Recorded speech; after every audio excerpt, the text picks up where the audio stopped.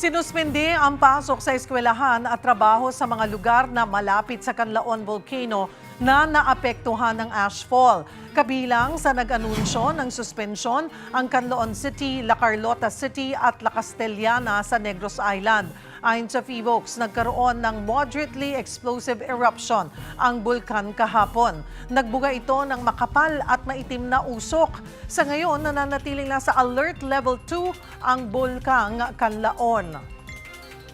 Para bigyan tayo ng update, kasama natin si PHIVOLCS Director Teresito Catoto Bacolcol. Magandang tanghali po sa inyo, sir. Magandang tanghali din po sa inyo, ma'am. Sir, kumusta na po ang monitoring ninyo sa Canlaon Volcano matapos nga ang explosive eruption kahapon?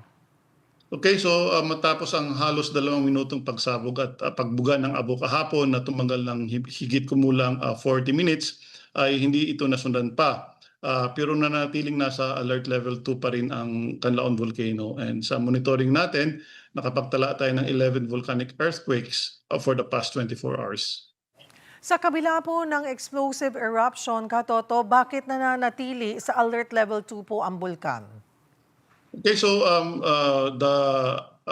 nananatili pa rin sa alert level 2 dahil may unrest, and pero wala pa tayong nakitang malinaw na signal na papunta ito sa mas matinding stage na pang alert level 3.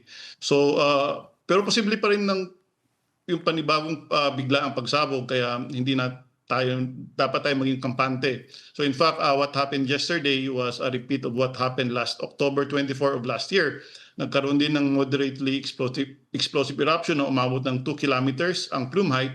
So again, pwede pa rin maulit ito. So gaano po kalaki? Sabi nyo nga pwede maulit, pero gaano kalaki yung posibilidad ng panibagong pagsabog? May mga senyales po ba kayong minomonitor na maaaring magpahiwatig ng mas malakas na pagsabog sa mga susunod na araw? Okay, so tinitingnan natin ang kabuuang trend bago natin itaas sa alert level 3, tulad ng pagdami ng lindol, lakas at dalas ng pagbuga ng abo, taas at direksyon ng plume, pati na rin ang gas emission. So nasa alert level 2 yung Canlaon Volcano, and the possibility na magkakaroon ng mas taas pa na alert na pagsabog ay still possible, kasi po yung when we say alert level 2, there is moderate level of unrest. Pero Katoto, yun pong sinabi nyo na similar na ganitong pagsabog happened last year ng October.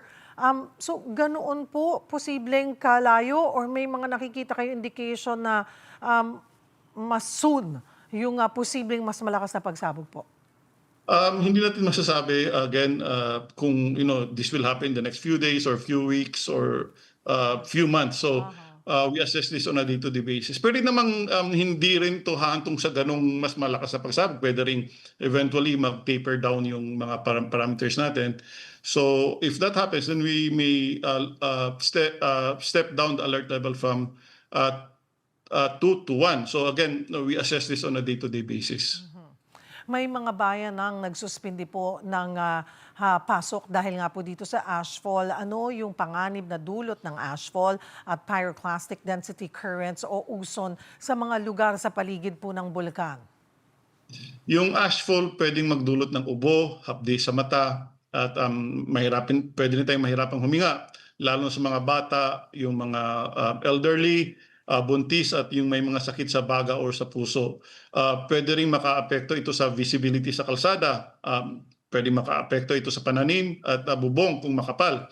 Now, yung uson naman o yung pyroclastic density current, ang mas delikado. This is very hot at sobrang bilis po ito at pwedeng ikamatay kung maabutan po tayo nito. Katoto, sabi nyo nga po ay day-to-day, everyday po, yung monitoring, yun yung pinagbabasihan. Pero paano yung inyong nagiging coordination with the local government para masiguro nga na it won't be too late bago mailigtas yung mga kababayan po natin sa paligid ng bulkan? Okay, so regular po tayong nagbibigay ng official advisories at updates sa LGUs at sa DRMO. We have an open communication with them, open line, and may direct coordination din po tayo sa kanila at briefings para malinaw ang hazard picture at ang recommended actions. Siguro po paalala na lamang po muli sa mga residente po nakatira malapit po sa permanent danger zone. Okay, so paalala natin sa ating mga kababayan na mahigpit na pinagbabawal ang pagpasok sa 4 kilometer permanent danger zone. Manatiling kalmado, but they have to be vigilant. Mag-ingat sa ash at sa volcanic gases at sumunod sa official advisories ng aming tanggapan at ng kanilang mga LGUs. Marami pong salamat sa inyong oras, PHIVOLCS Director Katoto Bacolcol. Magandang tanghali po.